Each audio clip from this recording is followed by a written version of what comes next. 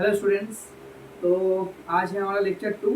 तो हम जो ख़त्म किए थे यहाँ पे कि जो दुनिया में केमिस्ट्री वर्ल्ड में जो भी हमारा जो न्यूक्लियोफाइल होता है, जो नेगेटिव चार्ज स्पीसीज होता है, सब होता है nucleophile. But all positive charge species are not electrophile. Okay, तो ये हम देखेंगे। उसके पहले हम देख लेते हैं थोड़ा न्यूट्रल इलेक्ट्रोफाइल्स के बारे में चर्चा कर लेते हैं और न्यूट्रल न्यूक्लियोफाइल्स के बारे में चर्चा कर लेते हैं। तो देखिए स्टूडेंट्स, हाँ, न्यूट्रल इलेक्ट्रोफाइल्स हम लोग किसको बोलेंगे? हमारे पास जो भी लुईस एसिड्स होता है ना, जैसे कि BF3, PCl5, LCl3, ZnCl2 और भी हो सकते हैं BCl3, ये सब क्या होता है? Neutral electrophiles. ये क्या है? Lewis acid. मतलब क्या है? ये हम लोग इसको इलेक्ट्रोफाइल क्यों बोलेंगे? क्योंकि इन लोगों के पास क्या होता है? वैकेंट ऑर्बिटल होता है। जैसे कि इसके पास वैकेंट p है बोरोन के पास, तो जहाँ पे जो न्यूक्लियोफाइल है वो उससे इलेक्ट्रॉन दे पाएगा इसका वैकेंट p ऑर्बिटल में या वैकेंट ऑर्बिटल में। ठीक है, तो जिसके पास वैकेंट ऑर्बिटल होगा, इलेक्ट्रॉन लेने का जगह होगा, तब तो इलेक्ट्रोफाइल कहलाएगा ना। अगर जगह ही नहीं है इलेक्ट्रॉन लेने का तो इलेक्ट्रोफाइल नहीं बोल सकते। तो लुईस एसिड के पास क्या होता है? वैकेंट ऑर्बिटल होता है, जहाँ पे वो लोग इलेक्ट्रॉन को एक्सेप्ट कर सकते हैं। तो इसलिए हम लोग लुईस एसिड्स को बोलते हैं न्यूट्रल इलेक्ट्रोफाइल्स। ओके, ठीक है, ये समझ में आ गया होगा। अब न्यूट्रल न्यूक्लियोफाइल्स क्या होता है? जैसे कि वाटर हो गया, अमोनिया हो गया, अल्कोहल हो गया, इन लोगों के पास क्या है?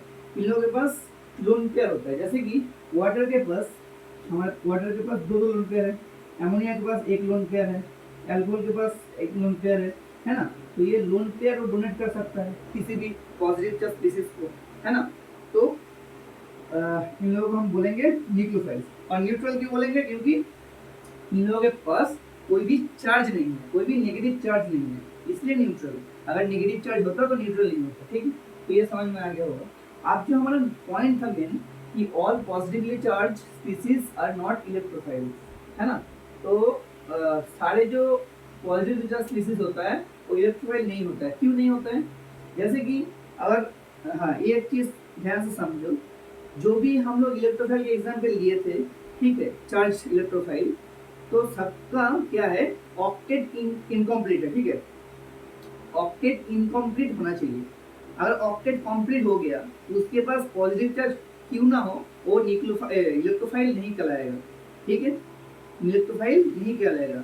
ओके, तो यहाँ पे अगर देखें कि H2 plus and NH4 plus, ये क्या है?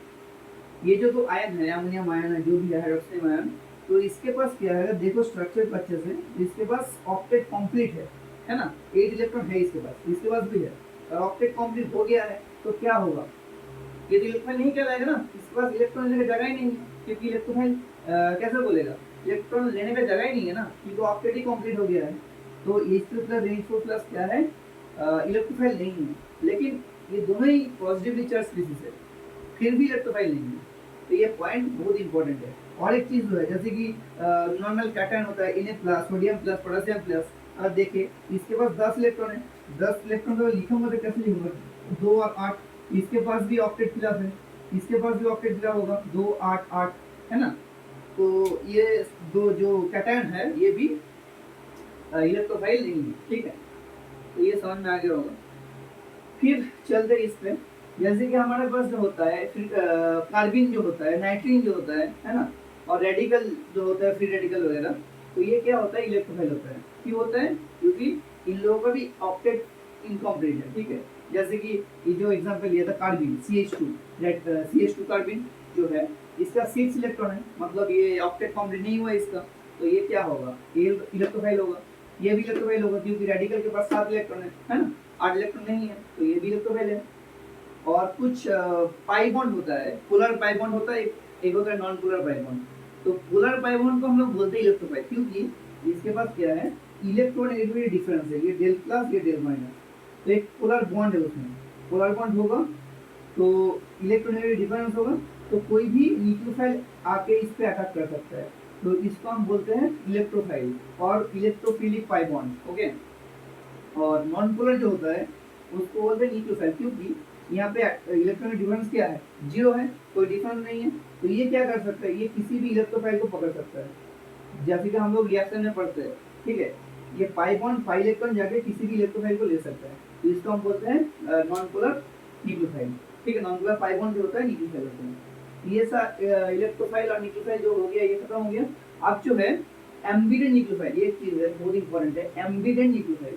एम्बिडेंट न्यूक्लियोफाइल मतलब क्या है, उसका दो एंड होगा, न्यूक्लियोफाइल तो होगा, दो डोनर एंड होगा। ठीक है, एक से ज्यादा डोनर एंड होगा इसके बाद, जैसे कि सीएन बहुत ही फेमस एक न्यूक्लियोफाइल है, सीएन नहीं सीएन माइनस एक्चुअली। ठीक है, सीएन माइनस। इसके पास क्या है, दो साइड है इसमें, डोनर एटम, दो डोनर एटम इसमें अवेलेबल है, एक है कार्बन एक है नाइट्रोजन, इसलिए हम इसको बोलते हैं एम्बिडेंट न्यूक्लियोफाइल। और ये जो होता है NO2 माइनस, इसके पास भी दो एंड है, एक नाइट्रोजन एक ऑक्सीजन, ये भी होगा एम्बिडेंट न्यूक्लियोफाइल। और हाइड्रोजन जो है ये एक इम्पॉर्टेंट चीज है, कई लोग इसको मतलब नहीं मानते हैं एम्बिडेंट न्यूक्लियोफाइल, बट फिर भी ये होता है। क्यों नहीं मानते, क्योंकि लोग क्या बोलते हैं कि जो नाइट्रोजन है दोनों तो सेम ही है, तो डोनर एटम दो तो कैसे हो गया, लेकिन नहीं, ये दो डोनर एटम है, दो इलेक्ट्रोफाइल को ये मतलब एक्सेप्ट कर सकता है। ठीक है, तो इसलिए हम लोग इसको भी बोलते हैं एम्बिडेंट न्यूक्लियोफाइल्स। ठीक है, ये खत्म होता है इधर रिएजेंट का कॉन्सेप्ट, मतलब इलेक्ट्रोफाइल न्यूक्लियोफाइल का कॉन्सेप्ट। आई होप ये समझ में आ गया हो।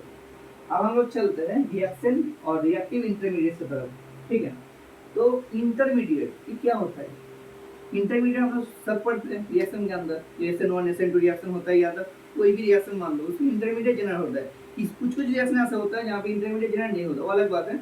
यहाँ पे इंटरमीडिएट जनरेट होता है, इंटरमीडिएट को हम लोग क्या बोलते हैं, जो रिएक्शन के बीच में जनरेट होता है, जिसको हम लोग स्टडी कर सकते हैं। ठीक, तो species form during bond cleavage in reaction या bond breaking in the reaction.